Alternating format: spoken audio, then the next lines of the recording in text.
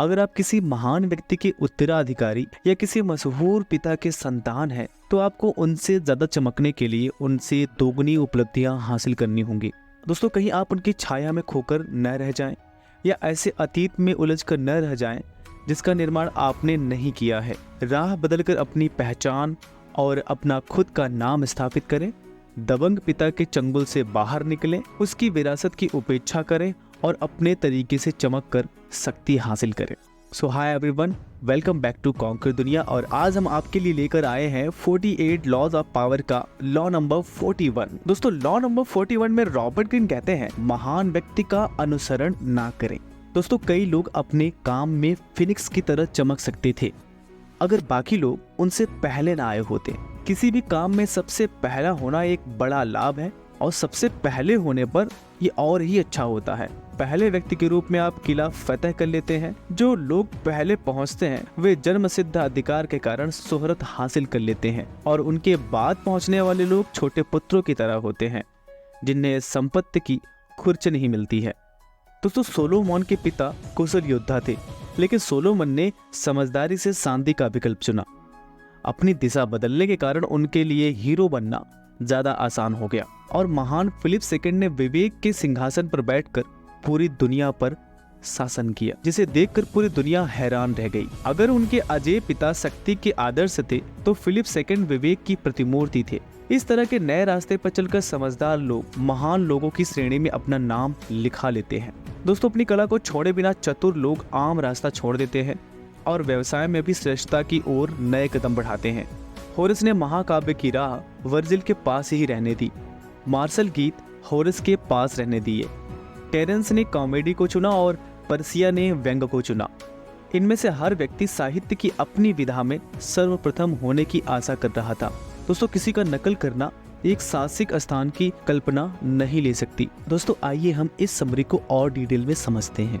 दोस्तों, कई प्राचीन राज्यों जैसे बंगाल और सुमात्रा में जब राजा कई साल तक शासन कर लेता था तो उसकी प्रजा उसे मौत के घाट उतार देती थी। यह नवीनीकरण की परंपरा तो थी ही, साथ ही ऐसा इसलिए भी किया जाता था ताकि वह जरूरत से ज्यादा शक्तिशाली न बन जाए। राजा की मौत के बाद उसके अहंकारी होने का कोई खतरा नहीं रहता था, इसलिए अब उसकी पूजा देवता के रूप में की जा सकती थी। इससे किसी नए और युवा राजा के लिए मैदान भी साफ हो जाता था। राजा या पिता के प्रति उभय भावी शत्रुतापूर्ण नजरिया उन महान व्यक्तियों की दंत कथाओं में भी दिखाई देता है जो अपने पिता को जानते ही नहीं थे।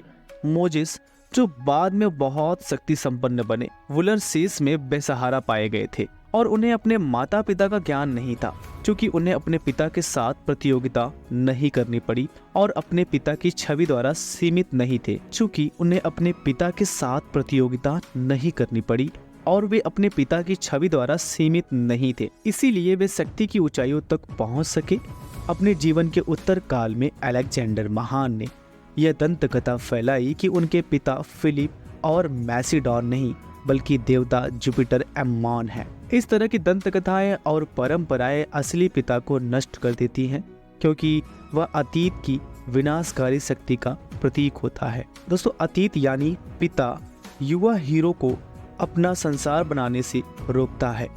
युवक को अपना पिता का अनुसरण करना पड़ता है, भले ही उसका पिता मर चुका हो या आसक्त हो चुका हो। हीरो को अपने पूर्वज के सामने सिर झुकाना पड़ता है और परंपरा के अनुसार चलना पड़ता है।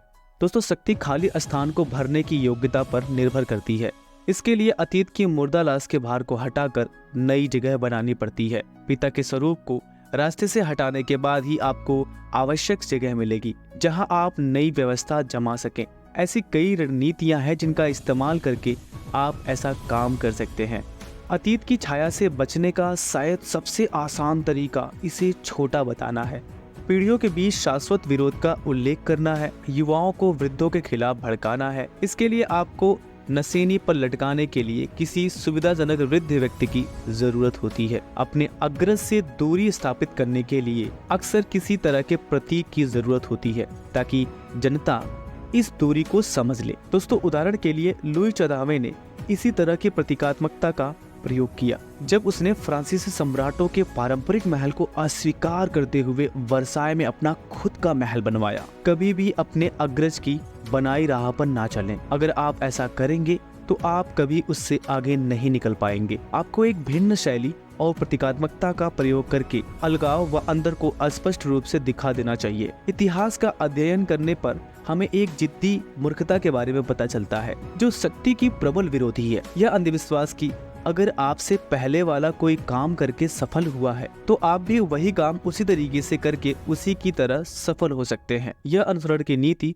रचनात्मकता से रहित लोगों को ललचा सकती है क्योंकि यह आसान है और यह उनकी भीरुता तथा आलस्य को अच्छी लगती है, लेकिन परिस्थितियां कभी भी ठीक वैसी ही नहीं होती हैं। आपको अतीत के प्रति निर्मम रणनीति अपनाना चाहिए। अपने अग्रजों की सभी पुस्तकें जला दें और परिस्थितियों पर भिन्न प्रतिक्रिया करना सीखें। दोस्तों, अंत में प्रचुरता और समृद्धि हमें आलसी तथा निष्क्रिय बना देती है। जब हमारे पास शक्ति आ जाती है तो हमें काम करने की जरूरत नहीं होती। यह एक गंभीर खतरा है। समृद्धि से मोटे और आलसी बनने के बजाय आपको मनोवैज्ञानिक रूप से फिर से पहले पायदान पर पहुंचने के लिए तैयार रहना चाहिए। हमारी शुरुआती विजय अक्सर हमें कार्टूनों में बदल देती हैं। शक्तिशाली व्यक्ति इस जाल को पहचानते हैं। वे लगातार बदलने के लिए संघर्ष करते हैं। पिता की छाया को वापस लौटाने की इजाजत कभी नहीं देना। पिता की छाया को वापस लौटाने की इजाजत कभी नहीं देना चाहिए। उसे हर कदम पर मौत के घाट उतार देना चाहिए। दोस्तों, उदाहरण के लिए पिता अपने बच्चों पर विशाल छाया डालता है। वह उन्हें अतीत की डोर से बांधे रखता है। वह उनकी युवा भावनाओं को दबाता है और उन्हें उसी बोझिल रास्ते पर चलने के लिए विवश करता है जिस पर वह खुद चला है। उसकी चालें बहुत सी है। हर चौराहे पर आपको अपने पिता के प्रभाव को मार डालना चाहिए और उसकी छाया से बाहर निकलना चाहिए। दोस्तों, बाल्तेसर ग्रेशियन कहते हैं, किसी महान व्यक्ति का अनुसरण ना करें। उससे आगे निकलने के लिए आपको दोगुना पावर हासिल करना होगा। जो लोग अनुसरण करते हैं उन्हें नकलची माना जाता है। चाहे वह कितनी ही मेहनत करें, वे उस छवि से नहीं उबर पाएंगे। उत्कृष्टता की नई राह या शोहरत का आधुनिक मार्ग खोजना एक असाधारण योग्यता है। लोकप्रियता पाने की बहुत सी राहें हैं जिनमें से कई पर ज्यादातर लोग नहीं चल सके हैं। सबसे नई राहें कठिन हो सकती हैं, लेकिन वे अक्सर महानता का शॉर्टकट होती हैं। दोस्तों, आई होप आपने इस आइडियो बुक समरी से बहुत कुछ सीखा और जाना होगा। अगर आपको हमारी मेहनत पसंद आती है तो आप इस वीडियो को लाइक करें और ऐसे ही समरी के लिए आप कॉन्कर दुनिया को सब्सक्राइब करें।